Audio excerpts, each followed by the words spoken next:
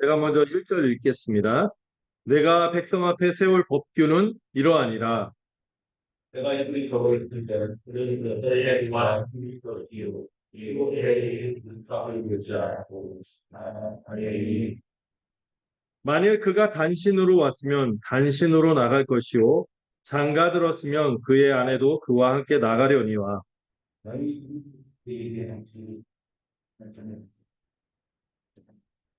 그의 안되어 그의 산 그의 사랑을 그의 산대로와 만일 종이 분명히 말하기를 내가 상전과 내 처자를 사랑하니 나가서 자유인이 되지 않겠노라 하면 너희의 못하면 또 그를 위하여 그들을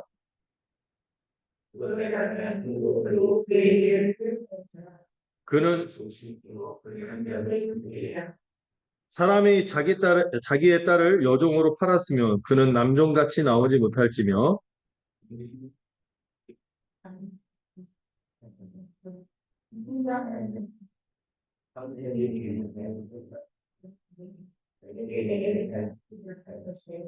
만일 그를 자기 아들에게 주기로 하였으면 그를 딸같이 대우할 것이요.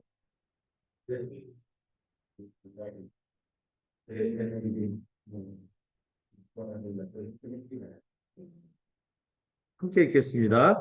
그가 이 세 가지를 시행하지 아니하면 여자는 속전을 내지 않고 거저나가게 할 것이니라. 아멘. 자, 오늘 21장 전체에서 앞달락만 살펴봤습니다. 우리가 이 전체 구도를 놓치면 안 되거든요. 출애굽기가 어떤 흐름으로 되어 있냐면은 전체가 이제 하나님 나라가 국가 형태로 출범한 이야기가 출애굽기예요. 이 하나님의 이제 하나님 아브라함을 통하여 수많은 백성을 약속하셨죠. 또 하나님 나라를 이루게 될 거라고 약속하셨는데 실제로 수많은 백성을 이뤘어요. 근데 이 수많은 백성이 노예 상태로 있을 때 이 출애굽에 엄청난 은혜를 베풀어 주셔서 열 가지 재앙과 홍해를 가르는 역사로 이 광야로 인도해내서 가나안 땅에 가기까지 하나님께서 이 백성들을 구원하는 내용이 18장까지 있었고 19장에서 24장은 이제 하나님의 백성과 하나님이 계약을 맺습니다. 언약을 맺은 거죠. 나는 너희의 하나님이 되고 너희는 내 백성이 될 거야. 너희는 제사장 나라가 되고 수많은 백성들이 너희를 보고 하나님께 나오도록 하는 중보 역할을 할 것이며 그리고 너희는 아예 보물 같은 백성이 될 거야. 소유라는 표현이 세굴라, 보물이라는 뜻이거든요. 보배 같은 보배로운 존재가 될 것이고 거룩한 나라가 될 거예요. 하면서 언약을 맺었어요. 그 언약을 맺으면서 국가가 이루어진 거죠. 여러분, 우리나라가 무슨 국가죠? 법치국가라고. 법으로 다스리는 것처럼 하나님이 이 열 가지 계명을 비롯해서 이제부터 이제 계명의 원리에 따라서 법규를 실제로 구체적인 삶 속에 적용되는 법규를 설명하면서 실제로 하나님 나라로 이스라엘을 다스릴 것을 보여주는 내용이 이제 24장까지 그 율법을 설명하고 그 다음에 언약을 실제로 언약식을 갖는 장면이 24장에 제시되면서 시내산에서 이제 국가가 출발한 거죠. 그리고 나서 25장, 40장은 뭐냐면은 이 언약식이잖아요. 하나님과 하나님의 백성이 나라로서 출범을 했는데 이게 결혼식 같거든요. 결혼식 끝나면 뭐 하죠? 피로연과 성막을 그 뭐죠? 신방에 들어가듯이 이 성막 전에 하나님께서 그 이스라엘의 장로들과 함께 피로연을 풀고 그 성막을 신방처럼 차리고 그 백성 가운데 함께 인재하는 장면으로 이 출애굽기가 되어 있습니다. 이 전체 그림을 알면서 부분을 보면은 아 이런 흐름 가운데 있구나. 이해가 좀 더 잘 될 수 있겠죠. 오늘 21장 전체의 제목은 주제는 그거예요. 하나님이 앞에서 뭘 얘기해 주셨어요? 십계명, 열 가지 계명을 통해서 하나님을 섬기고 이스라엘 백성이 서로를 자기 몸처럼 사랑하면서 살아가야 될 중요한 삶의 원리 열 가지를 설명해 주셨죠. 이 거룩한 계명을 따라서 또 법규를 지키도록 하셨는데 우리가 지난주에도 우리가 배웠고 찬양에서도 또 뵙겠지만 우리가 계명을 지킬 수 있는 존재가 아니잖아요. 그래서 하나님이 예비하신 게 그 계명을 주자마자 두 가지가 나오죠. 중보자. 중보자를 허락하셨고 또 중보자뿐만 아니라 우리가 죄 있는 우리가 하나님 앞에 서기 위해서는 이 계명을 볼 때 하나님 앞에 절대 설 수 없거든요. 그래서 뭐가 주어진 거예요? 희생제사. 번제와 화목제물이라는 대표적인 희생제사로 대속의 은혜로 하나 앞에 서고 그 은혜로 우리가 하나 될 수 있음을 보여주는 그림이 있었어요. 자, 그리고 나서 오늘 이제 이 계명을 따라서 1절에 보시면은 이제 모세한테 백성 앞에 세울 법규는 이러하니라 하면서 이 법규를 이 계명의 원리를 약간 이 십계명의 헌법 같은 거거든요. 이 계명의 원리에 따라 헌법 정신에 따라 그 구체적인 법들을 그들의 삶 속에서 어떻게 지켜야지 법과 규칙이 하나하나 규칙을 설명해 주시는 거예요. 예. 그래서 1절에서 11절은 어떤 법규냐면은 누구에게도 제목을 제가 잡았죠. 가난한 종들에게도 뭐와 뭐를 허락해 주세요. 자유와 복지를 보장해 주시는 내용이 1절에서 11절의 내용입니다. 근데 여러분 이 법규라는 단어가 되게 그 중요해요. 요즘 아이 젊은 애들 법규를 이상하게 이해하거든요. 그 김병규라는 그 야구 선수가 그 운동하다가 관중이 야유하니까 그 서양식 욕을 했잖아요. 그래서 이제 법규 형님이 됐었는데 그분이 그런 법규가 아니죠. 이 법규는요, 그 히브리어로 미시파트라고 해요. 미시파트. 들어보셨나요? 체덱과 미시파트. 이게 두 개가 세트로 움직이는 단어인데, 체덱은 뭐죠? 하나님의 의로우심. 의로우심을 체덱이라고 해요. 그럼 미시파트는 뭐죠? 공도. 아브라함을 하나님께서 부르신 목적이 뭐냐면은 그를 통하여 의와 공도를 행하는 백성이 되도록 하나님이 아브라함을 부르셨다. 이런 말씀을 창세기 18장에서 하시거든요. 그게 바로 체덱과 미시파트. 여러분 하나님의 의의 원리가 잘 드러난 게 뭐죠? 앞에 십계명이에요. 체덱. 그리고 그 체덱의 원리에 따라서 구체적으로 공적인 도리로 행하면서 살 수 있도록 규칙을 주신 게 이 미시파트예요. 미시파트. 이 계명을 기준으로 대표적인 하나님의 통치 행위가 재판하는 거거든요. 판결하는 거예요. 그래서 이 미시파트는 재판 또는 판결이라는 뜻도 갖고 있어요. 여러분, 하나님의 의의 원리에 따라서 판결하는, 판단하고 규칙을 만들어서 그대로 행하는 거죠. 이게 미시파트예요. 네. 그리고 사실 이스라엘 백성이 이 네 가지 덕목이 되게 중요해요. 체대과 미시파트에 따라서 살아야 되고 의와 공도를 따라 살아야 되며 살짝 다른 단어로 번역되기도 하지만 사랑과 성실로 살아야 돼요. 사랑은 뭔지 아세요? 히브리어로? 헤세드. 많이 들어봤죠? 헤세드. 그리고 성실은 에메트. 신실하게. 에메트. 성실하게 살아가야 하는 것이죠. 근데 그 네 가지 덕목 중에서 이 미시파트가 이 의의 기준에 따라서 살아야 될 공적인 기준, 환경. 다른 말로 이렇게 말할 수도 있어요. 이제 21장부터 23장까지가 이 10계명의 의의 원리에 따라서 미시파트를 설명하는 뭐예요? 판례법. 판례법이 뭔지 아시죠? 어떤 법의 원칙에 따라서 판결을 내리고 그 판결의 사례를 모았을 때 어떤 원리가 만드는 법을 다스리는 이 판례법이 미시파트죠. 여러분 이 한 사회에서 이 재판에 어떤 판결이 나고 그 판례들이 모이면 뭐가 되는지 아세요? 그 사회를 이끌어가는 어떤 그 사회를 이끌어가는 지도 원리가 돼요. 지도 원리가 되고 또 이것이 관습이 되고 이게 또 뭐가 됩니까? 문화가 되는 문화. 그 공동체를 이끌어가는 문화가 되는 것이죠. 여러분 왜 재판을 하죠? 어떤 사회에 있을 때 어떤 문제를 판단하기 어려운 문제가 생길 때 이거를 딱 판단해 줌으로써 그 거기에 나타난 원리를 따라가는 거예요. 그 원리와 기준들이 누적되면은 그것이 사회를 만들고 문화를 만들고 함께 살아가는 삶의 어떤 틀이 형성되는 거죠. 그래서 이 미시파트는 되게 중요한 것입니다. 우리의 삶의 형태와 방향이 어떠해야 하는지를 여러분 똑같이 이 원리들을 여기 나온 미시파트를 따라가진 않지만 이 미시파트에 담겨진 뭐가 있어요? 중요한 원리가 있잖아요. 이게 기본적으로 계명에 따른 건데 그 원리를 이해하게 되는 거죠. 어떤 원리가 있고요. 그 원리를 적용한 어떤 사례나 적용들이 많으면은 내가 똑같은 사례와 적용이 없더라도 그 다르게 적용하고 다른 사례가 있더라도 이 똑같은 원리가 여기 어떻게 적용할지를 어떻게 알죠? 전문 용어로 통박으로 알죠. 통박으로 또는 미루어 짐작해서 알게 됩니다. 그래서 여러분들 여기 나와 있는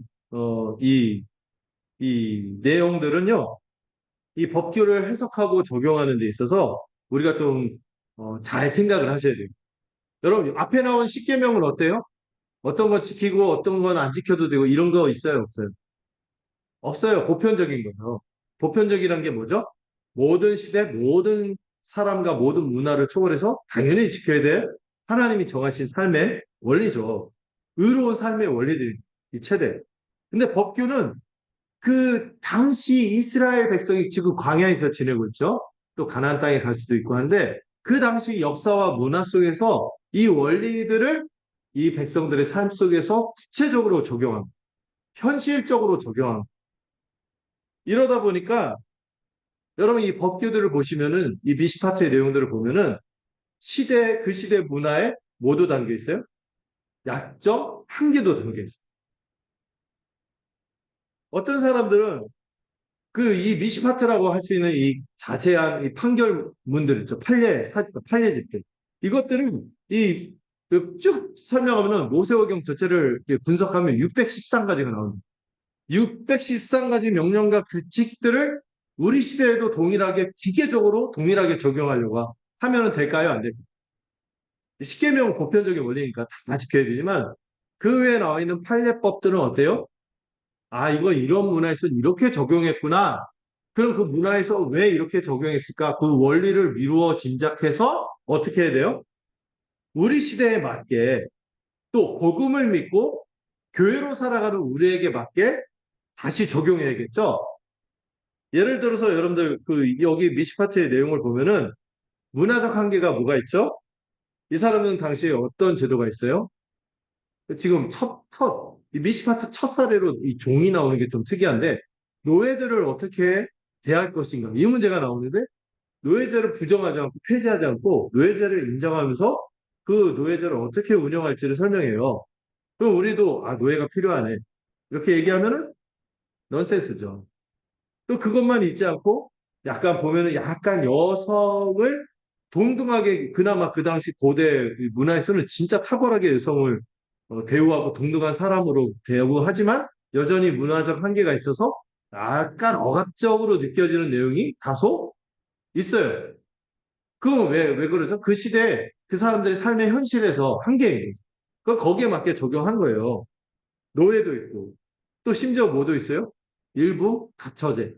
그래서 처벌 드리는 문제도 얘기가 나오거든요. 이런 문제들을 우리가 똑같이 지키면 될까요? 안 될까요? 안 되는 거죠. 그래서 요즘에 어떤 분들이 성경을 적용할 때 어떤 것들 그대로 적용해야 할 게 있어요. 어떤 것들은 원리를 잘 갖고 와서 우리 삶에 적용해야 될 게 있어요. 어떤 것들 그대로 적용해야 되는데 어떤 사람들은 비겁하게 아, 우리 시대하고 안 맞아 해서 함부로 바꾸는 게 있어요. 그러면 안 되죠. 반대로 우리 시대하고 너무 그 성경 원래 원리하고 다른데 이 미시파트 같은 내용을 기계적으로 적용하면 된다, 안 된다? 안 되는 거죠. 여기 나중에 보면 정결법 같은 거 보면은 뭘 먹으면 안 돼요? 피째 먹으면 안 돼요. 그럼 손재 먹으면 죄인가요? 그럼 순대, 소세지 다 어느 정도 피기가 다 들어있어요. 그래서 이스라엘 사람들은 할랄 식품이라 갖고 그걸 모두 빼서 이렇게 먹도록 하는데 맛이 되게 없죠. 근데 피가 니까 저요. 네. 근데 피째 먹지 말라는 거 우리가 기계적으로 문자적으로 적용합니까? 아니죠. 어. 왜 피를 먹지 말라고 했는지 원리를 알아야겠죠.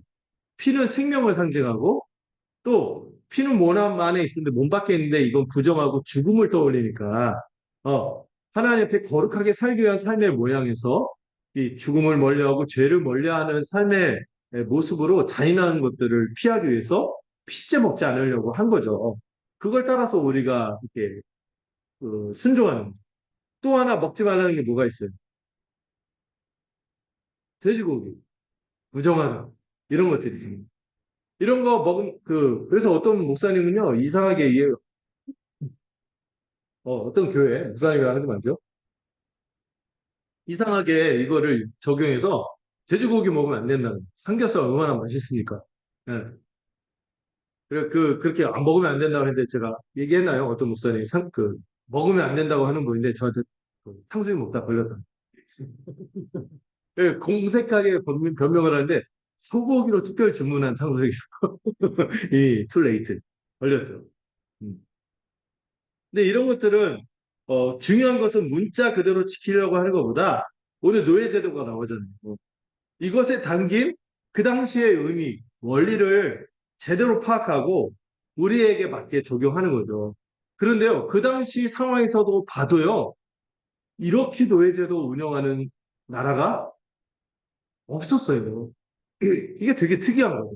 거기에 나타나는 게 찬란한 원리들을 우리가 배운다면은 기쁘겠다는 생각이 있어요. 그 원리를 제가 추출한 게 첫 번째가 뭐죠?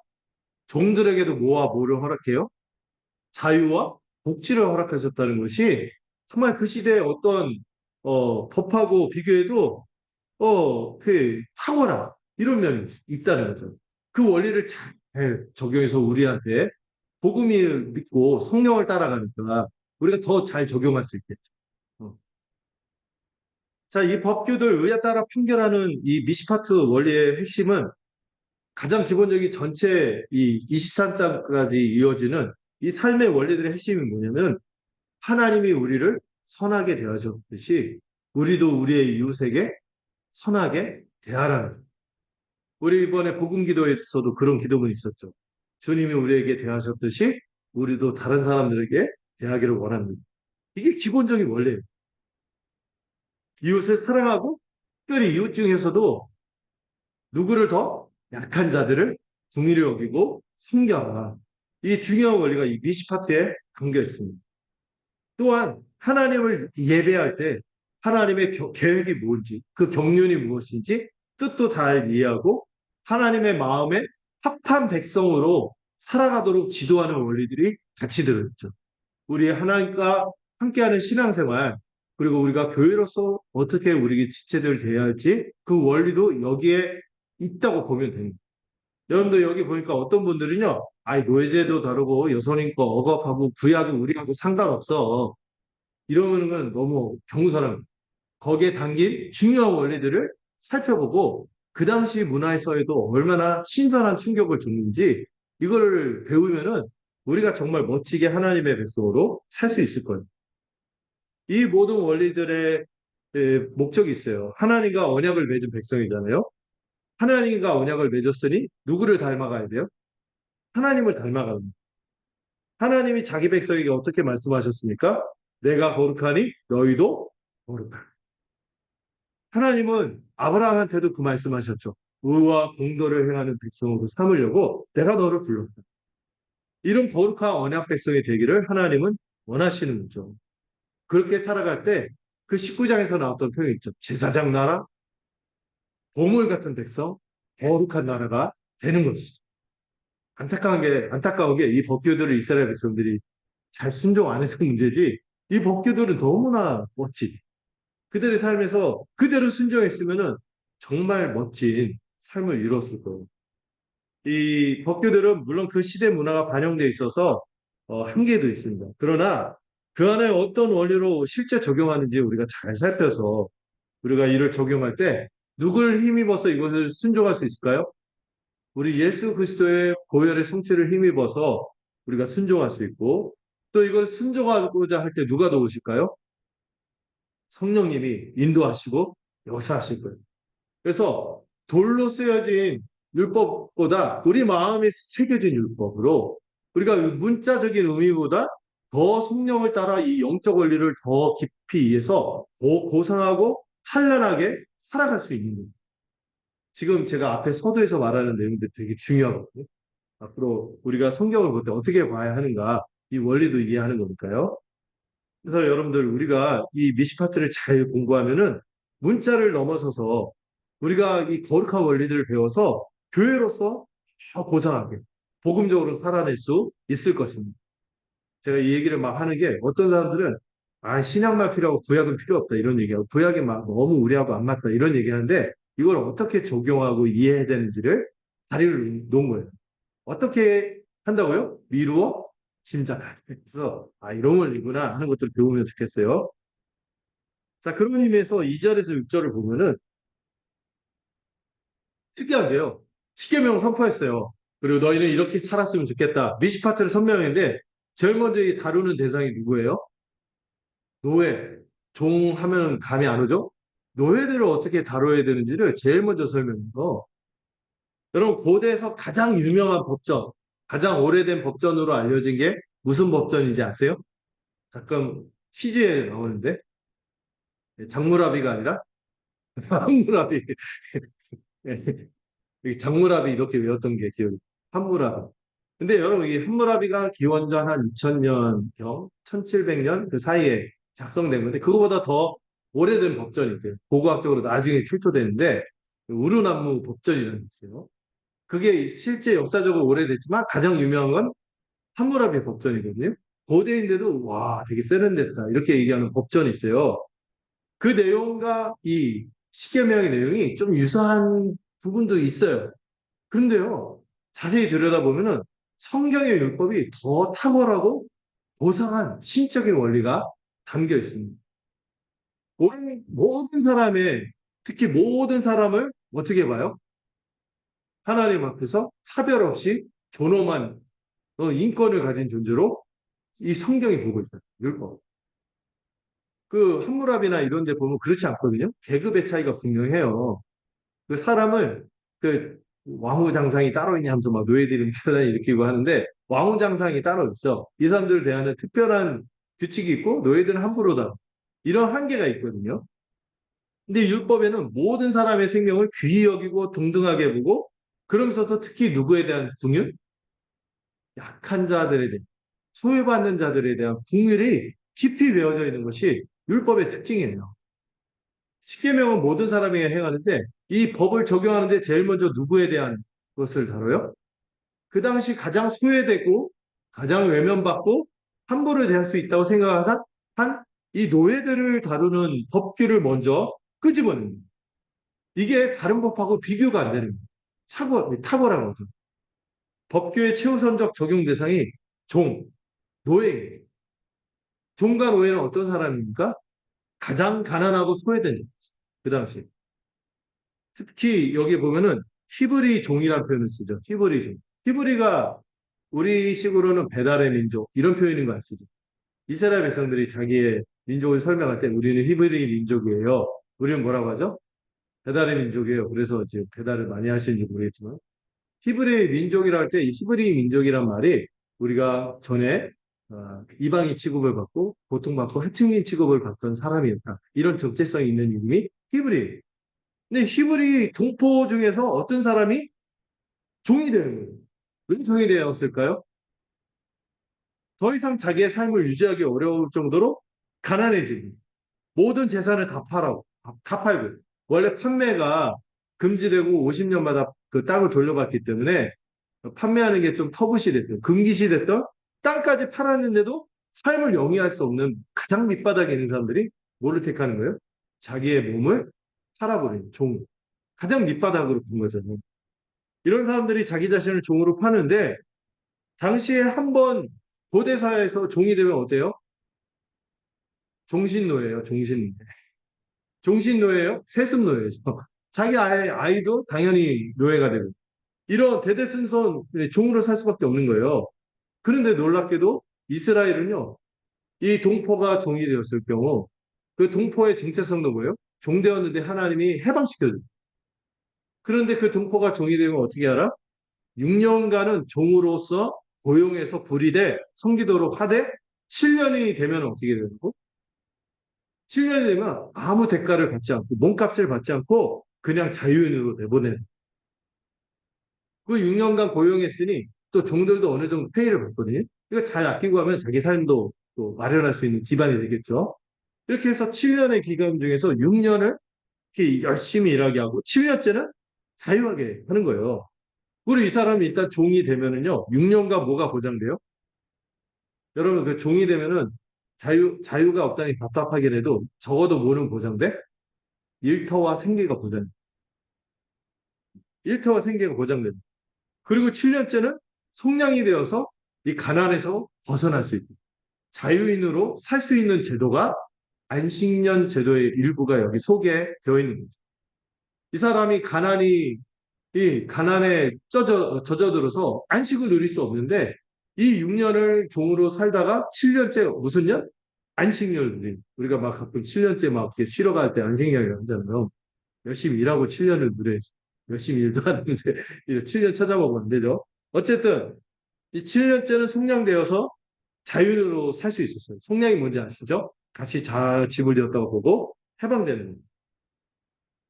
왜 이런 법을 주셨냐면은 나중에 신명기나 레위기에 이렇게 표현이 있는 너희도 이스라엘 백성이 너희도 애굽에서 종의 처지로 있다가 하나님의 은혜로 속량되지 않느냐. 왜 너희 처지를 생각할 때 너희 동포가 가난해서 그렇게 하면은 6년간 종으로 부리더라도 7년째는 반드시 해방시켜. 오, 그 당시에 이런 법이 있을 수가 있었는데 그 야만했을 때 이런 법이 주어진 거예요.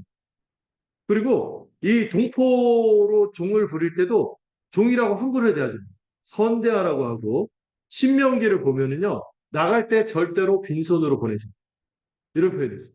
나갈 때 빈손으로 보내지 말고 후이 줘서 보내라고 나와 있는 거죠. 야, 종 할만하죠. 물론 6년간 군대 3년, 2년 이렇게 있는 것도 고통스러운데 6년 있는 게 쉽지는 않죠.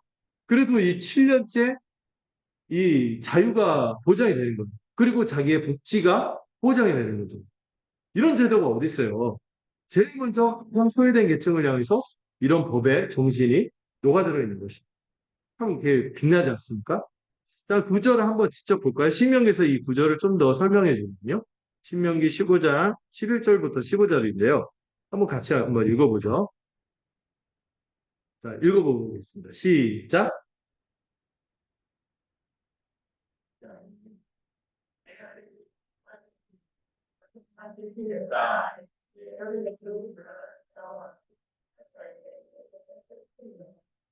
여러분, 잠깐만요. 11절.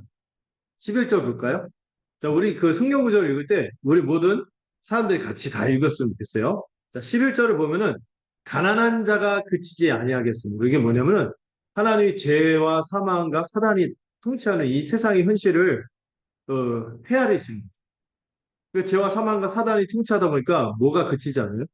안식이 없다 보니까 가난한 자가 원하든 안 원하지 않든 어떤 사람들 함부로 가난한 사람들 에이 게을러서 그렇지 이렇게 얘기하는데 이 세상의 구조가 그렇지 않거든요. 뺏는 사람도 생기고 뺏기는 사람도 생기고 이런 부조리 가운데 가난한 자가 언제나 있을 것이다. 그런데 내 땅 안에 내가 통치하는 이 땅 안에는 뭐가 있으면 안 돼? 하나님이 통치하는 세상에는 안식이 깃들기 때문에 가난과 죽음이 있으면 안 되거든요. 가난이 있으면 이 얘기를 하는 거죠. 특별히 내 형제 중에 가난한 자에게 내 손을 펼치라 이렇게 얘기하는 거죠. 자, 여기서부터 우리 브라더 시스터로 나눠서 한번 읽어보겠습니다. 12절은 우리 브라더들이 한번 읽어볼까요? 형제님들. 자, 12절 시작. 이 감사는 내게 관련 이었는데와 둘째의 그들과 네, 우리가 방금 읽은 그 말씀하고 출애굽기 말씀을 그대로 설명해 주는 거죠. 근데 이것의 좀 더 해설본이 여기 신명기입니다. 해설해 주는 거죠. 13절, 14절까지는 우리 자매님들이 읽도록 하겠습니다. 시작. 내 양식을 주겠구나. 그들의 내게 피드고 내 뜻으로 네. 자, 이번에 15절을 우리 형제님들 읽도록 하겠습니다. 시작. 내 대답하는 것 동들도 내 하나님 여호와께서 우리 분명한 그것으로 말미암아 내가 온같이 내게 이런 명령하는 이유가 뭔지 아세요? 하나님 우리를 큰 은혜, 우리 식으로 얘기하면 만달란트 빚지도록 하신 우리를 구원해 주신 은혜가 있기 때문에 그걸 생각할 때 우리 지체들에게 어떻게 빈손으로 보내지 그들의 자유와 복지가 있도록 돌봐라. 이것이 너희의 살아갈 마땅한 도리다. 주더라도 어떻게 인색하게 주지 말고 내키지 않으면서 주지 말고 어떻게 해주라고요? 후히 주라. 여러분 양머리 중에서와 이 얘기는 뭐예요? 그 당시 가축이 큰 재산이잖아요. 양도 좀 떼어주고 삶을 회복할 수 있고 기반을 회복할 수 있도록 사장마당과 포도주 틀은 뭐예요? 곡식계의 소산과 또 종자와 그다음 포도주 틀은 뭐예요? 거기서 나오는 이 결실들 이 삶을 이루는 모든 것들을 좀 이룰 수 있도록 해서 몫을 떼어서 보내줘요. 이스라엘 백성이 출애굽할 때 빈손으로 나왔나요? 이집트 사람들한테 그동안 밀린 세경 다 받았은 것 같아요. 이런 것처럼 너희 동포가 가난해지면은 꼭 그렇게 돌봐라. 이렇게 명령을 주신 거죠. 요즘 시대에 이런 복지 정책이 어디 있습니까? 대단하죠. 자, 그리고 다시 본문으로 돌아올까요? 음. 그래서 이 개인도 그렇게 그 종으로 꼭 7년째 되면 해방시키는 후위조서 보내라고 하시고, 그가 혹시 독신으로 종이 되었으면은 나갈 때 혼자 나가긴 하지만은 혹시 결혼한 상태로 그 남편이 종이 되었어. 그럼 부인도 같이 세트죠. 원 플러스 원이죠. 그래서 부부가 같이 종이 되게 되면은 너는 가고 너는 남아 이러지 말고 같이 세트로 나가. 그리고 절대로 이렇게 내보낼 때 이게 의무 조항이기 때문에 이 주인들은 강제로 붙을 수가 없어요. 왜? 안타깝게도 이스라엘 역사에서 이거를 순종했을까 안 했어. 이놈들이 안 해. 여기 나왔는데 안 해. 그렇지만 하나님 그걸 원하셨던 거예요. 절대로 강제로 붙잡아둘 수 없어요. 또 종이 된 후에는요. 종이 된 후에 그 독신으로 들어왔는데 종이 받는 얘가 좀 이뻐. 열심히 해. 그래서 자기가 데리고 있는 다른 여종을 연결해서 결혼을 시켜서 가정을 이루면 여기서 좀 약간 시대의 한계가 있는데 혼자만 나가게 하죠. 왜냐면 이거 여종이 주인의 소유였기 때문에 혼자 나가겠어요. 아내와 자식은 여전히 주인의 소유이기 때문이죠. 근데 레위기를 보면요. 이것에 대한 또 설명이 나오는데 신년이 몇 년째죠? 50년째가 되면은요. 거기서 그렇게 얻은 처자식이라 할지라도 함께 데리고 나가라. 이런 또 규정이 있어요. 참 그 당시 문화에서는 생각할 수 없는 파격적인 규칙이 규정이에요. 그래서 그가 원래 상속받았던 땅도 돌려받고 그 가족들과 다시 새 출발할 수, 삶의 기반을 완전히 회복해서 다시 출발할 수 있도록 하는 이 규정이 여기 있는 거죠. 대단하죠. 그런데 그런 상황이 있어요. 이 종이 주인과 지내봤더니 나는 혼자 삶을 꾸릴 자신도 없는 데다가 이 주인이 너무 좋아. 그리고 난 여기서 그 가정을 이루어서 나 영원히 그냥 이 집의 식구로 가족으로 살래. 이런 마음이 들면 어떻게 하라고요? 자신의 자유를 포기하겠다고 자발적으로 약속하고 강제할 수 없어요. 자발적으로 약속하고 재판장 앞에서 그 계약을 해요. 종신 계약을 하는. 제가 이 집에 영원한 종으로 살겠습니다. 주인을 사랑할 때 이런 일이 벌어질 수 있죠. 그렇게 하면은 문과 문 기둥이 그 집을 그 출입을 감당하고 그 집의 기본적인 흐름을 만들잖아요. 이 상징적인 장소죠. 여기다 귀를 대고 옛날에 지금은 그 빗두리 총이 없잖아요. 빗두리 총 아시죠? 하려다가 옆에 하는 거 보고 무서워서 안 했는데 어렸을 때 막 그 빗두리 총을 막 쏘더라고. 귀 한번 뚫으면 좋다고. 근데 그때는 그런 게 없으니까 송곳으로 문하고 이 귀를 대갖고 거기다 딱 뚫어요. 그거 뚫어서 거기다 귀걸이를 사겠죠. 그리고 영원히 이 집에 속해 있다는 것을 상징적으로 퍼포먼스를 합니다. 어. 그래서 주인과 함께 지내며 종신토로 섬기겠다는 것을 그 당시 뭐 종이도 흔하지 않으니까 이 계약의 형태로 자발적인 계약의 형태로 맺는 거죠. 그렇게 되면요, 이 사람은 6년 계약직이 아니라 뭐요? 정규직, 평생 종신 정규직으로 고용 안정이 되고 식구로서 그 주인의 식솔이 되는 거예요. 종이 되었으니까 주인은 책임을 져야겠죠. 또 동포이니까 함부로 대할 수 이런 가운데 지낼 수 있도록 이런 정책을 그 주님이 제시한 거죠.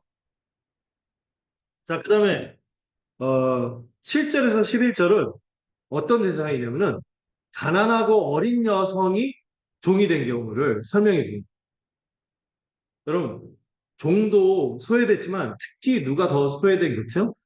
여성이 종이 된 경우가 소외된 그 당시 주인한테 한 번 예속되면 온갖 유린을 당하죠. 신체적으로 또 여러 가지 정서적으로 온갖 학대 속에서 살 수밖에 없어요. 왜? 여자는 옛날에는 여성의 존재가 거의 물건 취급을 받았던 시대니까 가장 소외되고 취약한 계층이 가난하고 어린 여성이었는데 옛날에는 참 그랬어요. 시대가 후지다 보니까 가난해지면 사람들이 누구를 팔아? 자녀까지 이제 파는 경우가 있었어요. 그래서 딸을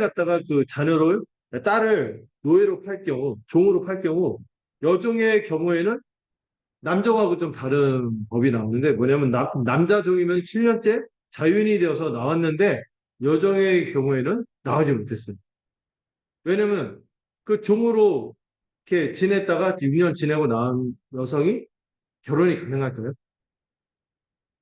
결혼이 가능하지 않죠. 그 주인한테 어, 그 주인이나 그런 환경 속에서 어떻게 살았을지 모르니까 거의 재혼이 불가능하죠. 그래서 그 혼자 나가도 살 수가 없어요. 독립적으로. 그래서 내보내지 않은 거고 또 남종의 경우가 달리 여종을 받아들이는 경우는 대부분 그 당시 시대가 자손을 많이 남게 되니까 일부 남청, 축첩의 제도가 있었어요. 그래서 그런 의미로 여종을 받아들인 경우가 많았거든요.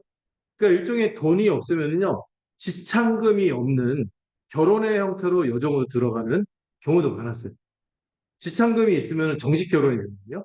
서로 아내가 되는 거죠. 처가 되지만 지참금이 없는 상태에서는 약간 팔려가는 형태로 첩의 형태로 그 집에 들어가는 거예요. 그 당시 신부는 기본적으로 지참금이 있어야 돼요. 예. 그래야지 이렇게 들어갈 수 있는데 여기도 제한하는 조건이 있어요. 만약 이 사람이 아내와 첩으로 들였어. 들이고 나서 막상 들이고 나니까 마음에 안 들어. 더 이상 부부 관계를 맺지 않으려고. 사실 첩의 의미가 있거든요. 이 종은, 여종은. 더 이상 부부 관계를 맺지 않고 도별려는 마음이 없으면은 어떤 표현이 나오죠? 이 주인이 그 여자를 기만한 것이 되기 때문에 어떤 몸값이나 이거 요구받지 말고 그냥 속량해줘. 내보냈더니 역시 어느 정도 기반을 해서 내보냈겠죠. 거저 속량. 그냥 내보내. 네가 그 여인한테 주장할 수 있는 게 없어. 넌 그 여자를 속인 거야. 이런 식으로 해서 내보냈다는 거죠. 그리고 절대 또 단서 조항 있죠. 그 당시 관행이 뭐냐면 어떤 종이 쓸모없고 그러면 외국에다 팔아버려요. 그, 오늘 뭐 그 당근도 아닌데 당근 뭐 이렇게 중고 이렇게 하듯이 막 팔아버리고 하는데 절대 그렇게 하면 안 돼요. 외국으로 팔지 못하겠어. 왜냐하면 하나님 기본적으로 뒤에도 나오지만 하나님 극혐하는 것 중에 뭐가 있냐면 인신매매. 인신매매를 굉장히 극혐하시고 이거 이스라엘 정부뿐만 아니라 이방 사람들도 인신매매 하지 말라고. 이거를 굉장히 극혐하는 게 나옵니다. 그리고 이런 경우도 있어요. 그 여종을 들여서 자기가 아니라 자기 아들한테 주는 거. 며느리로 삼을 경우에는 종이라고 함부로 대하지 말고 뭐처럼 딸 같은 며느리는 없다지만 그리고 딸처럼 며느리처럼 친하게 귀하게 대우하라고 명령하는 거죠. 그리고 혹시 주인이 다른 여자에게 장가 들어도 그 정식으로 결혼하는 경우가 생기잖아요. 그럴지라도 결코 먼저 지참금 없이 들인 이 여인, 여종이라고 박대해서는 안 된다. 이렇게 규정을 하는 거죠. 다른 여자와 결혼을 하더라도 반드시 이 여인한테 뭐를 끊으면 안 돼? 음식과 의복, 생계들.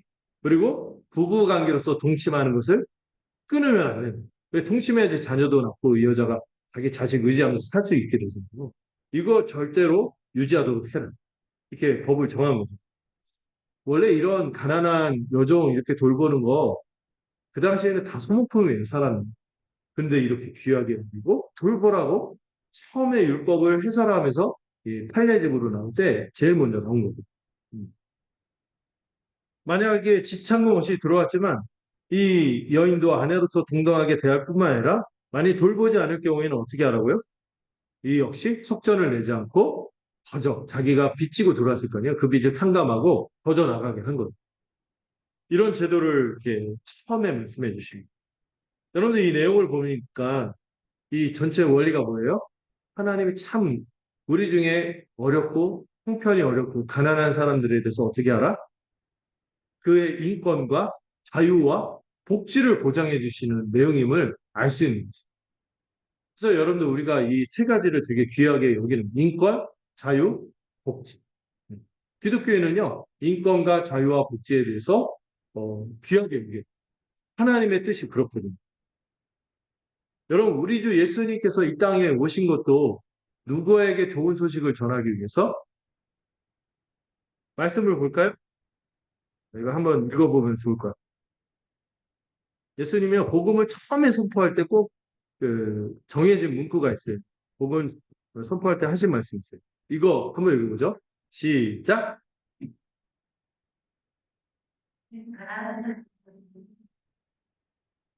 이걸 보시면 알겠다. 우리를 저기를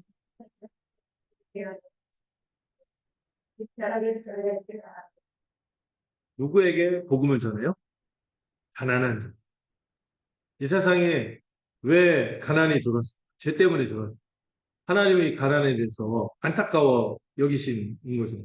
가난한 자에게 복음을 전하고 주님이 그리스도가 되어서 이 눌려있고 포로되고 노예된 자들에게 자유를 두 번이나 얻죠. 눌린 자, 자유롭게. 이게 바로 우리 주님의 사역이었어요. 그리고 주님이요, 이 가난한 자에게 복음을 전하고 그 복음을 전한 결과로 이 땅에 뭘 세우신 거예요? 뭘 세우셨어요? 내가 내 뭐를 세우리니? 교회를 세우. 그래서 교회를 세우셔서 저도 그 교회의 식구가 되고 그 안에 있는 자는 서로의 돌봄을 통하여 뭐가 없도록 가난이 없도록 하십니다. 초대교회 두 가지 특징이 뭐였어요? 자기 것을 자기 것이라 한 사람이 없었죠. 주님 안에서 한 몸 가족으로 여기니까. 두 번째가 서로 돌보니까 가난한 자가 없었던 거죠. 모두가 모두에게 존귀한 자로 여겨지고 존귀한 자로 대하시고 복음으로 심령의 자유를 누리게 하신 분이 우리 주 예수 그리스도시죠. 그 중에 가난한 자가 없었다는 것은 교회가 서로를 그리스도 안에서 한 몸이 돼요. 진짜 서로 지체로 여기는 거죠. 한 몸으로 여기고 형제로 여겼고 살뜰하게 살폈기 때문에 원래 하나님이 바라던 이스라엘을 향한 그림도 그거였어요. 서로가 서로를 돌보고 가난이 없는 세상. 나중에 신명기 15장 뒤에 보면 너희가 내 말대로 행하면 너희 중에 뭐가 없을 거다? 가난한 자가 없을 거다. 이 뭐 어떤 정신이 있어요? 의와 공도, 사랑과 성실의 정신이 있어요. 하나님 나라는 그러해야 하기 때문에 그런 거죠. 여러분, 우리도 그렇게 살아야 하는 것이죠. 적어도 우리끼리는 우리가 말과 혀로만 살아가는 것이 아니에요. 요한 사도가 얘기한 거. 말과 혀로만 살아가지 않고 평안과 진실함으로 살아가는 모습이 우리 공동체 가운데 넘쳐나기를 바랍니다. 누가 어려우면요, 누가 먼저 찾아가겠어요? 가족이 먼저 찾겠지만, 가족만큼 누가 또 찾아가죠? 우리가 찾아가죠. 병에 있건, 병에 있거나 어려운 일을 당하거나 그럴 때 우리가 그 사람을 자기 인생 지가 사는 거죠. 이렇게 하겠어요? 달려들어서 이렇게 돌보고 하는 것이 우리 하나님이 우리에게 주신 그때 하나님 나라의 삶의 원리인 것입니다. 이것이 우리에게 원하시는 사랑의 유시파트입니다. 네. 살아갈 삶의 원리고 이것이 우리의 삶의 도리가 되며 우리 교회의 문화가 되고 있는 것이죠. 여러분, 이렇게 살아가는 삶에서 우리가 뭔가 만들어내는 거 있을 거예요. 관습을 만들고 전통을 만들고 이 문화를 만들고. 그래서 우리 사역교회가 이 사랑의 미시파트가 넘치는 그런 교회가 되기를 바라요. 네. 우리가 서로에게 베풀 때 주님이 약속하신 말씀이 있습니다. 누가복음 6장 38절 읽어볼까요? 시작.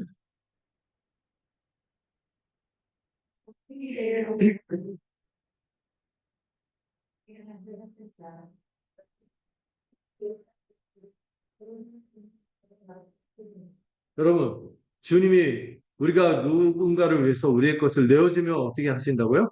우리에게 주시는데 어떻게? 후이 되어 한다는 거예요. 후이 돼갖고 아, 세 바가지 원했지. 세 바가지 보다가 에이, 두 바가지. 이렇게 후하게 되어서 꾹꾹 눌러. 어떤 사람 그 콩쥐 파티 보면은 그 큰딸 그 콩쥐한테는 밥을 숟가락으로 넣고 붕 떠서 주고 파티한테는 밥공기 요만하게 해줬는데 꾹꾹 눌러. 눌러 담아준다 그랬어. 그게 생각이 나요. 꾹꾹 누르고 흔들면 몇 배? 이게 전문 용어죠? 흔들면 세 배죠. 흔들어서 넘치도록 하여 안겨주겠다. 여러분, 우리 주님이 백배의 축복을 말씀하셨잖아요.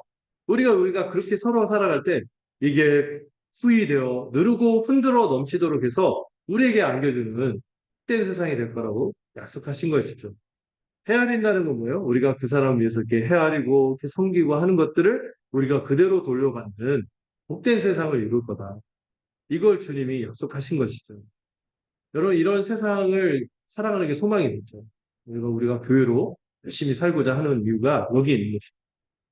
자, 그 다음에 12절부터 27절까지 내용이 좀 길긴 한데요. 뭐 그 내용을 함께 살펴보도록 하겠습니다. 12절부터 27절. 제가 한 절 읽고 여러분들 한 절 읽는 식으로 또 돌아가면서 읽을게요. 제가 먼저 읽을게요. 사람을 쳐 죽인 자는 반드시 죽일 것이나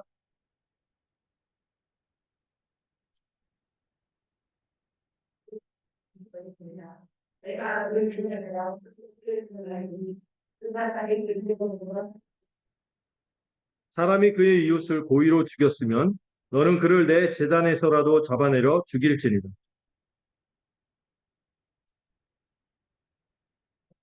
사람을 납치한 자가 그 사람을 팔았든지 자기 수하에 두었든지 그를 반드시 죽일지니.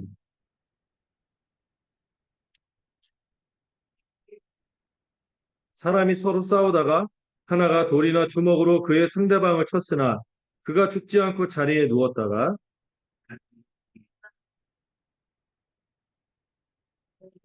나는 그들을 들고 나가서 그에게 사람이 매로 그 남종이나 여종을 쳐서 당장에 죽으면 반드시 형벌을 받으려니와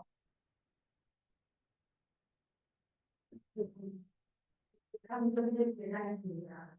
사람이 서로 싸우다가 임신한 여인을 쳐서 낙태하게 하였으나 다른 해가 없으면 그 남편의 청구대로 반드시 벌금을 내되 재판장의 판결을 따라 낼 것이니라.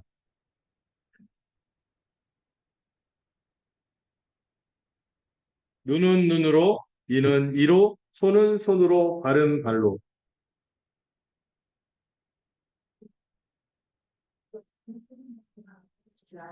사람이 그 남종의 한 눈이나 여종의 한 눈을 쳐서 상하게 하면 그 눈에 대한 보상으로 그를 놓아줄 것이며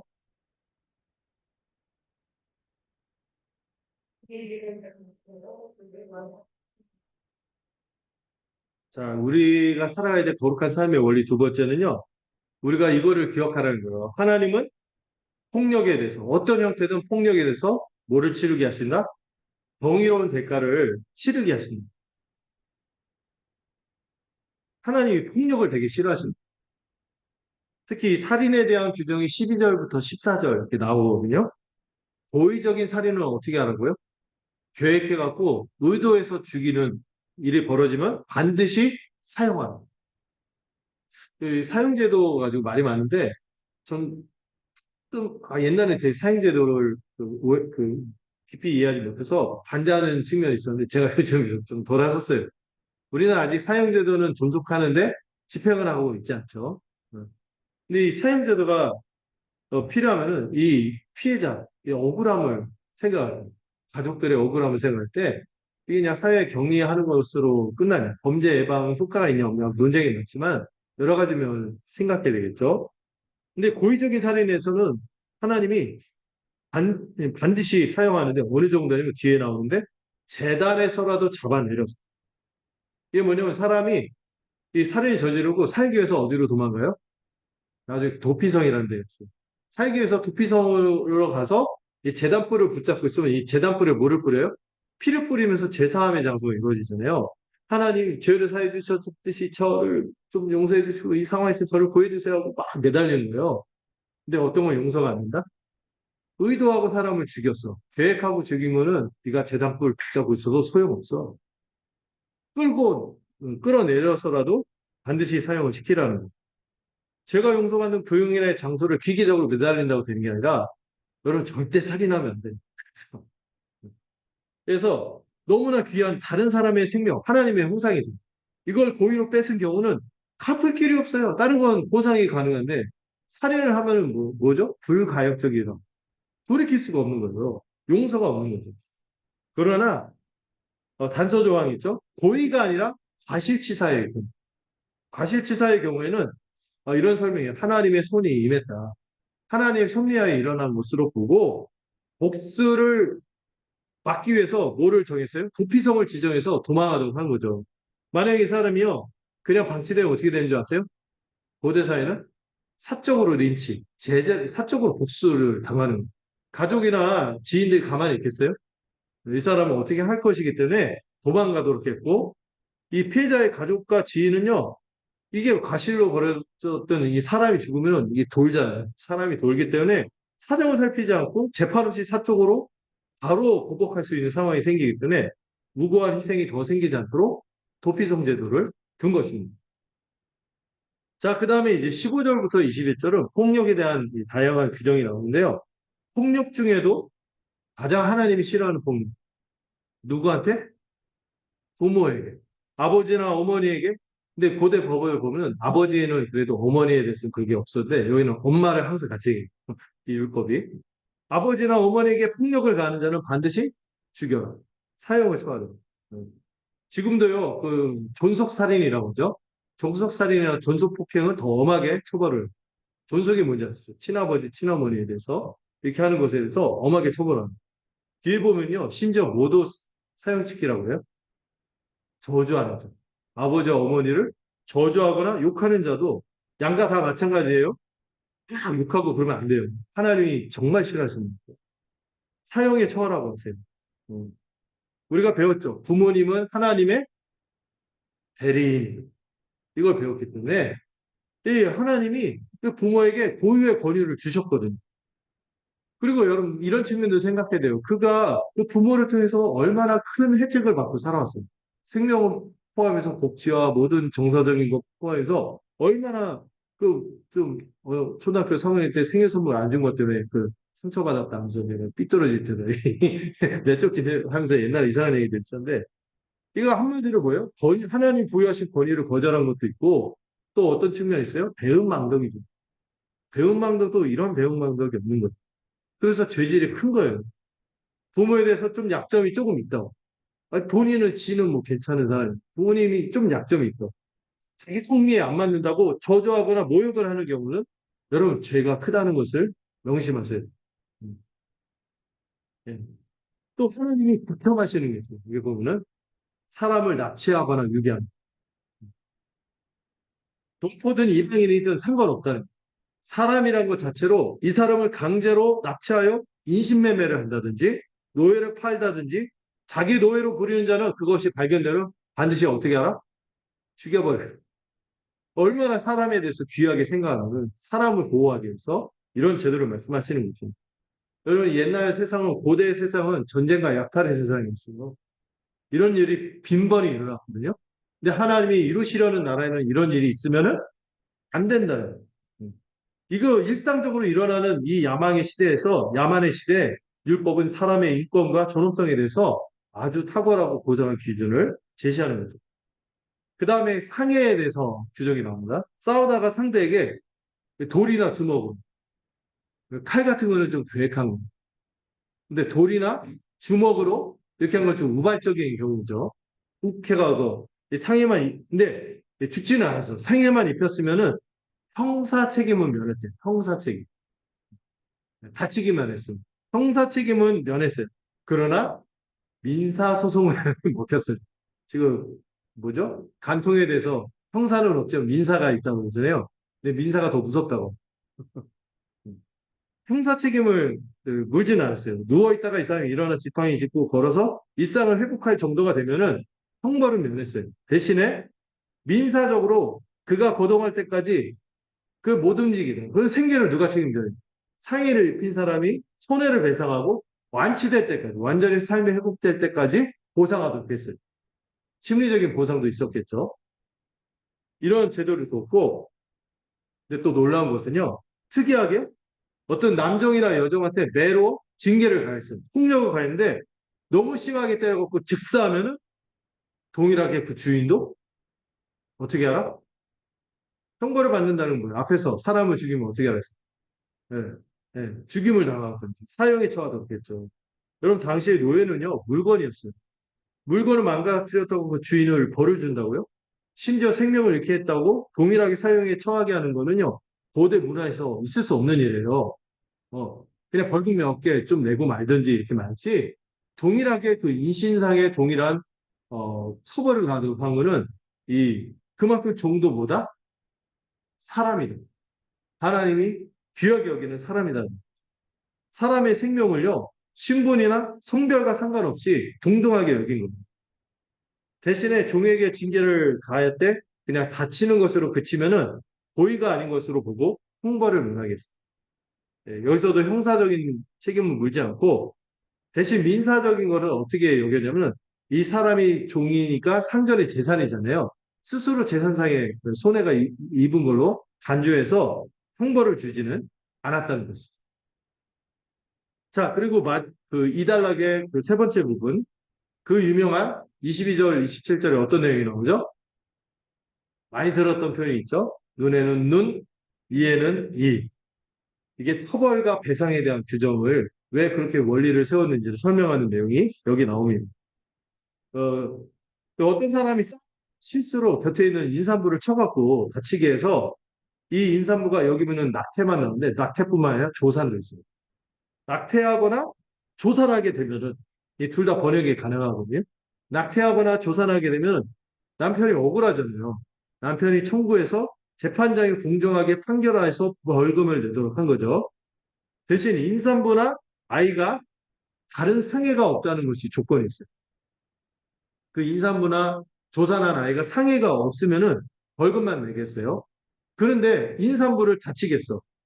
그래서 임산부나 그 조산한 아이에게 다른 애가 있을 때 그걸 판결하는 원칙이 뭐예요? 여기 나오는 눈에는 눈, 이에는 이인 거죠. 이것이 그 유명한 레스 탈리오니스라는 표현을 쓰는데 이게 레스가 법이고 탈리오니스가 동등한 해에 대해서 보복하는 동해 보복법이라고 알려져 있습니다. 근데 이 명칭이 좀 아쉬워요. 동해 보복법보다는 어떤 해에 대한 보상법, 보상. 보복만 있지 않고 보상하도록 하는 게 있거든요. 눈은 눈으로, 이는 이로 갚으라는 이 법의 우선적인 목적은요, 공적 재판의 판결의 원리라는, 공적 재판 판결의 원리라는. 왜? 이런 공적 재판을 하지 않으면 그 남편이 어떻게 하겠어요? 사적으로 제재를 가하겠죠. 이걸 막기 위해서 공적으로 재판하는 원리입니다. 그리고 모든 사람이 동등하고 공평하게 처벌받도록 하기 위함입니다. 여러분, 눈에는 눈, 이에는 이, 이 원칙에는 신분, 고하, 사회 계층이 소용이 있나요? 없어요.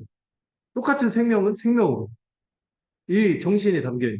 사회 계층에 따라 처벌을 달리하지 말라는 거죠. 그리고 뒤에 보면요, 그 하나의 율법을 보면 책임이 높고 신분이 높을수록 그에게 무는 죄에 대한 책임이 더 엄중합니다. 그래서 이 모든 사람이 공평하게 처벌을 받고 세 계층에 따라 하지 않도록 이렇게 이 원리가 주어진 거죠.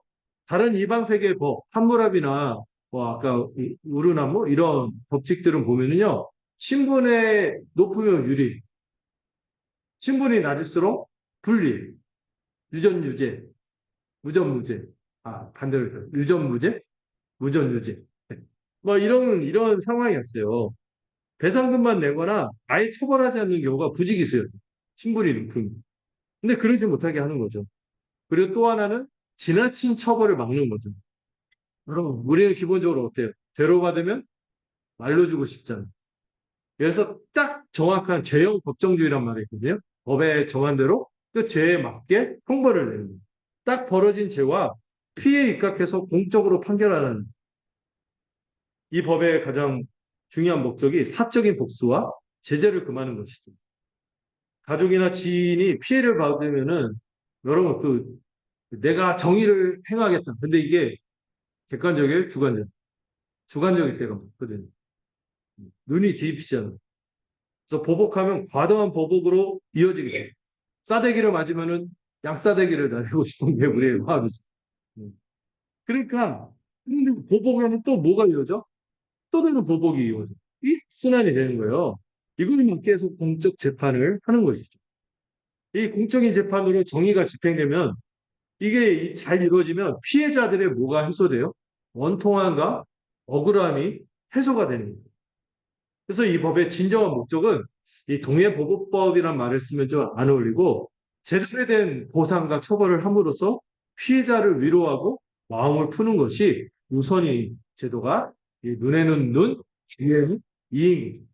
어떻게 보면 야만적인 것 같잖아요. 눈에 다치겠다 눈을 뽑아 무시한 거죠. 근데 그게 그 야만적이기보다는 이런 원리 때문에 이렇게 하는 것이죠. 그럼 근데 이 법을 어떻게 적용했냐, 그 뒤에 또 그 적용하는 사례들을 보면요. 이게 문자 그대로 이루어지지 않았다는 것을 알 수 있어요. 생명은 생명의 가치로, 눈은 눈으로, 이는 이로, 손은 손으로, 발은 발, 된 것은 된 것, 상하게 한 것은 상하게 한 것, 때린 것은 때린 것으로 갚으라고 나왔지만 그대로 적용하지 않는 사례가 곧바로 나옵니다. 그냥 그 원리를 따라 적용하라. 이 법 원리를 얘기합니다. 아까 얘기했던 중요한 원리들 있죠? 공적 재판, 사적인 보복의 금지, 지나친 처벌의 방지, 보복의 악순환을 끊는 것, 그다음 피해자에 대한 억울함을 풀어주는 이런 원리들이 있는 거예요.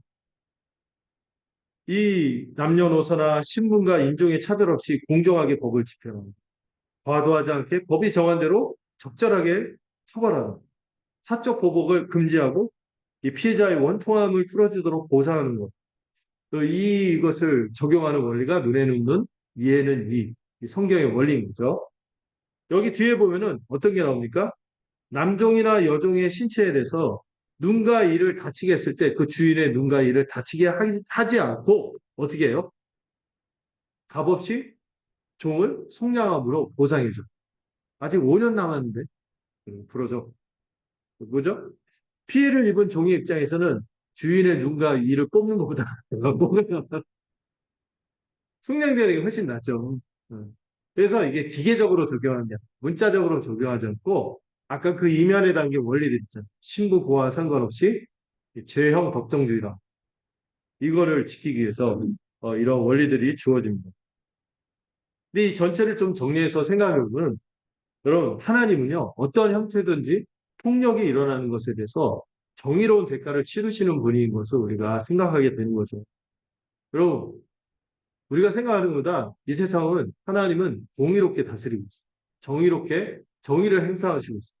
당장 안 일어나도 역사 속에서 심판이 되고 또 역사에서 오히려 심판이 안 되면 그 범죄자들은 더 불행해. 나중에 더 무시무시한 최종적인 심판에서 더 혹독한 심판을 당하게 될 것입니다.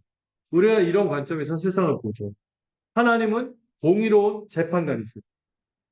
베드로전서에 이런 편이 있거든요. 사람을 외모로 보지 않고 뭐로 보시는 분? 행위대로 판단하십니다. 겉으로 드러난 이 사람의 조건이나 이걸 보고 판단하는 것이 아니라 이 사람의 행한 대로 판단하시는 공정하고 거룩하신 분이죠. 하나님은 반드시 공의로 심판하십니다. 이를 믿기 때문에 우리가 살아갈 때 우리가 때로 폭력을 마주하는 순간이 있어요. 폭력을 당하고 어떠한 형태든 모욕과 폭력과 안 좋은 일을 당할 때 우리는 절대로 뭐 하지 않습니까? 사적으로 보복하지 않는 거죠. 복수는 누구 것이기 때문에 하나님의 것입니다. 산상수훈에서 주님이 가르쳐 주신 것처럼 우리는요, 이 악한 자를 마주할 때가 있어요. 그때 직접 대적하지 않습니다. 때로 우리가 살아가는 순간, 굴욕을 당하는 순간 있어요. 뺨을 맞는다든지, 뺨을 맞으면 어떻게 하겠어요? 양쪽 불사다고가 아니라, 예, 반대편을 들이밀고, 겉옷을 달라고 막, 이렇게 하는 그 상황 속에서 우리 속옷도 내어줘야 돼요. 손해를 보는 상황이 생긴다는 거죠. 또 어떤 상황이 있어요? 오리 가자! 이렇게 했는데, 심리를 더 가지고 더 수고를 해야 되는 이런 감수하고 살아가야 되는 거룩한 백성의 삶의 모습이 우리에게 요구되는 거죠. 우리는 복수는 하나님의 것임을 믿고 반드시 우리의 원통함을 누가 풀어주신다?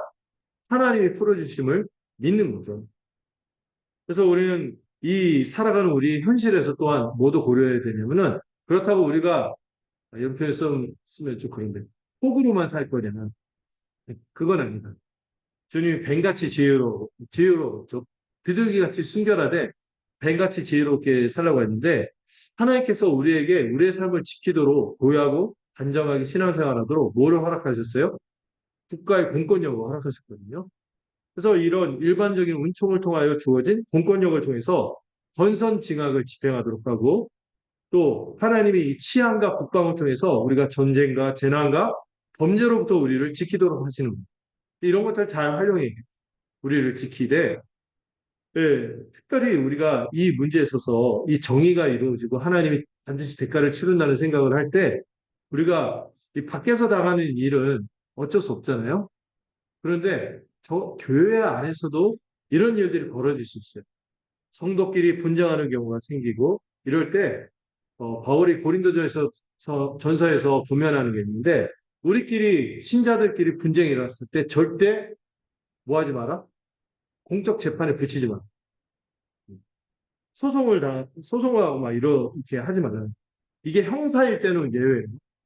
형사가 문제 안 치죠. 폭력이라든지 아니면 어떤 살인이라든지 어떤 이런 형사적인 것에 대해서는 뭐 사기라든지 뭐 이런 것들은 우리가 대처하겠지만 민사상의 손해에 있어서는 절대로 서로 소송하는 불상사가 없도록 권면하고 있습니다. 공동체 안에서. 응. 이런 표현을 써요, 바울이. 차라리 불의를 당해 손해를 당하고 속을지언정 교회의 거룩함을 지켜야 합니다. 왜? 하나님께서 그 안에서 의로 통치하시고 있음을 믿기 때문에 우리가 세상 법정에 호소하지 않는다고. 대신에 우리가 될 수 있으면 모든 사람과 더불어 화목하면서 뭐로 뭐를 이기라? 선으로 악을 이기라고 권면하는 것이죠. 특별히 보복하려는 공격성을 우리는 절제하고 화평을 위해서 때로 우리의 권리와 유익을 포기하면서 우리 공동체 안에서 어떻게 살아야 돼요? 선한 수고를 아끼지 않고 살아가야 하는 것입니다. 그래서 교회가요, 누가 교회인지 받아들이는 것을 되게 신중하게 여긴 거예요. 교회 아닌 사람이 들어와서 이렇게 할 때 안 좋은 일이 벌어질 때 이제 대처할 수 있는 게 참 많지 않거든요. 그래서 교회는 그래서 교회 담벼락이 높다고 했어요. 교회 문턱이 높다고 했잖아요. 누가 교회냐 아니냐 이걸 받을 때 참자 거룩한 하나님의 백성들을 이게 하는 게 공동체 보호 측면에서도 또 있는 것이죠. 자, 마지막으로 28절에서 36절 좀 더 살펴보도록 하겠습니다. 자, 같이 읽어볼까요? 28절에서 36절. 제가 먼저 읽고 여러분들이 따라서 읽도록 하겠습니다. 소가 남자나 여자를 받아서 죽이면 그 소는 반드시 돌로 쳐서 죽일 것이요. 그 고기를 먹지 말 것이며 임자는 형벌을 면하려니와.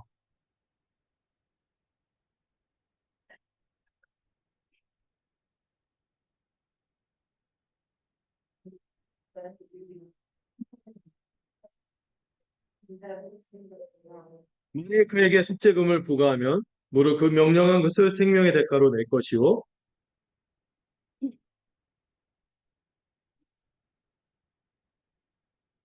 소가 만일 남종이나 여종을 받으면 소 임자가 은 30세기를 그의 상전에게 줄 것이요. 소는 돌로 쳐서 죽일지니.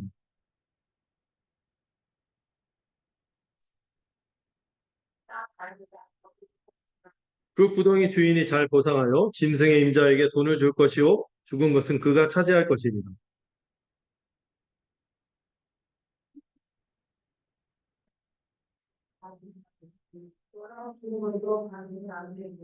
같이 읽겠습니다.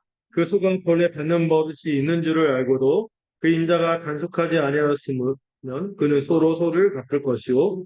죽은 것은 그가 차지할지니라. 갑자기 난데없이 소가 되게 많이.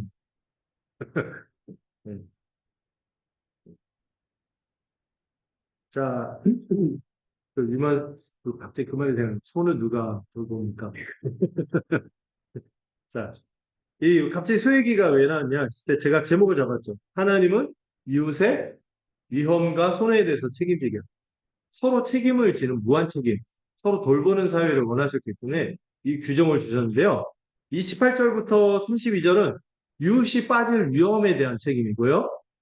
그 다음에 33절부터 36절은 이웃에게 발생한 손해에 대해서 서로 책임지라는 그 원리가 좀 있어요. 왜 소외기가 이렇게 많이 나오면요. 이 사람들이 목축과 더불어서 농경사회잖아요. 우리는 좀 소를 갖고 있는 경우가 없죠. 일부 분해갖고 일부를 갖고 있어도 전체를 갖고 있는 경우는 없어요. 이 소는 당시에 일반적인 사람이 가질 수 있는 가장 값비싼 재산이었어요. 재산 목록 1호 있습니다. 가장 값비싼 재산 목록이죠. 그런데 이 기르는 소가 남자나 여자를 우발적으로 받아서 죽이면은 이 소가 가장 값비싼 재산입니다. 그런데도 어떻게? 사람이 죽었으니까 죽여요. 어떻게 죽이냐면은 사람을 죽인 부정한 짐승이에요. 그래서 돌로 쳐 죽였습니다. 여러분, 그 돌로 개 한 마리 때려잡는 것도 쉽지 않은데 돌 던져갖고 소를 때려서 이렇게 얼마나 힘들었을까 이런 생각이 들잖아요. 돌로 쳐서 죽이고 그러면은 원래 고기가 귀하잖아요. 그 고기는 어떻게 해? 먹어야 되는데 이 귀한 고기를 사람을 죽여서 얘기했거든요. 이건 부정한 저주스럽다 해서 여겨서 먹지 않고 그 소만 죽이고 주인은 형벌을 면했습니다. 우발적인 사고였으니까.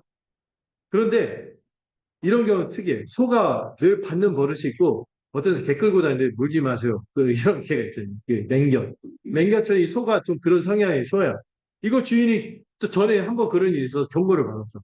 알았는데도 단속하지 않아서 또 누군가 남자나 여자가 죽으면 어떻게 하라고요? 소도 돌로 쳐서 죽이고 주인도 같이 죽이는. 이건 그 사람이 그 피해에 대해서 무고하지 않다는 거예요. 그 개를 끌고 가서 물어! 이러면 안 되죠.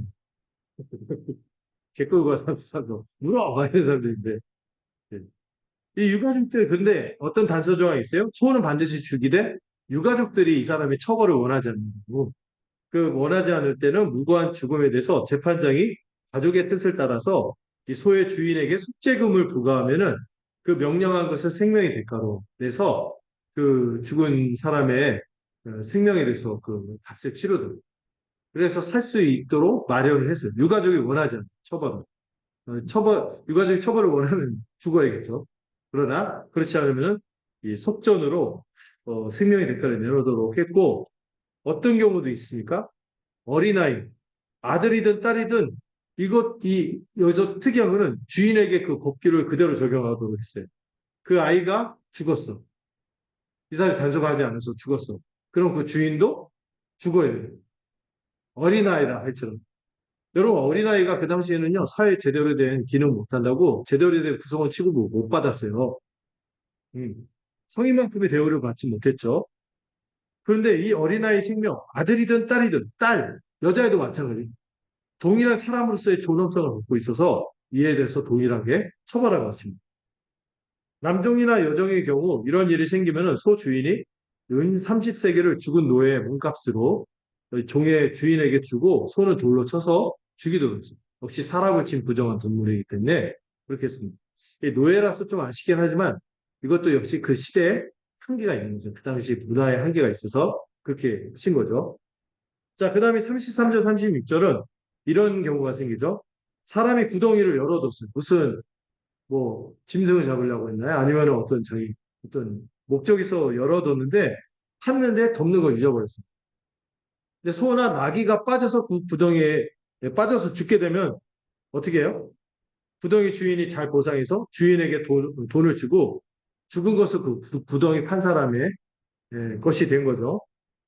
근데 좀 의문이 생기더라고요. 소는 죽으면 고기라도 생기는데 나귀는 말고기는 제가 먹어봤고 제 아침에 우리 영결 형제도 얘기해봤는데 말고기는 먹어봤는데 나귀의 시체는 어디다 쓰는지 모르겠어요. 어쨌든 본인의 부주의로 손해가 발생했으니까 의도하지 않아도요. 어떤 분들이 그런 게 있어요. 내가 의도하지 않았잖아. 그래서 원인이 자기한테 있는데 내 의도는 아니었어. 그러면서 그 책임에 대해서 둔한 경우도 있거든요. 근데 그리스도인은 그러면 안 되는 거죠. 자기가 의도하지 않아도 원인이 자기에게 있으면 책임을 져요. 또 다른 경우 소가 다른 소를 쳐서 받아서 죽이면은 이 살아있는 소를 팔아서 값을 반으로 나눠 상대에게 주고 죽은 것도 반으로 나눠 가져서 고기를 각자 가져가게 했습니다. 네, 어쨌든 다른 소를 죽이게 한 것도 약간 꺼리는 거죠. 팔아버려서 뭐 갖지 못하도록 한 거죠. 근데 그 소가 평소에 받는 버릇인데 또 단속하지 않습니다. 주인이 부주의했어요. 다른 소가 죽게 되면 그 살아있는 소를 가져가게 하고 죽은 것을 고기는 받는 소의 주인이 차지하도록 이렇게 제도를 정했습니다. 어쨌든 이 당시 문화에 맞게 이런 법규가 주어졌는데 이 목적이 뭐죠? 이웃의 위험이나 손해에 대해서 책임 있는 태도로 임하고 서로 어떻게 하라? 보호하고 돌보는 사회를 만들라는 거죠. 서로의 생명이 위험하지 않도록 보호하고 경제적으로 손해가 있지 않도록 생계에 어려움이 없도록 돌보는 것이 하나님 나라의 백성의 삶의 원리인 것이죠. 더욱이 이제는 우리가요, 어떤 자들이죠? 그리스도 안에서 한 몸대 교회 안이니까. 그럴 때 우리가 서로에 대해서 책임 있는 자세로 살아가는 가족이 되었음을 잊지 않고 우리 지체들의 생계와 또 여러 가지 그들의 어떤 위험상의 문제 있을 때 우리가 이것에 대해서 책임 있게 돌보고 뛰어들어야 하는 것이죠. 그런 의미에서 마지막으로 한 구절 같이 읽어보도록 하겠습니다. 같이 말씀 구절 읽고 기도하고 마치고자 합니다. 같이 읽어볼까요? 시작. 그래서 많은 제가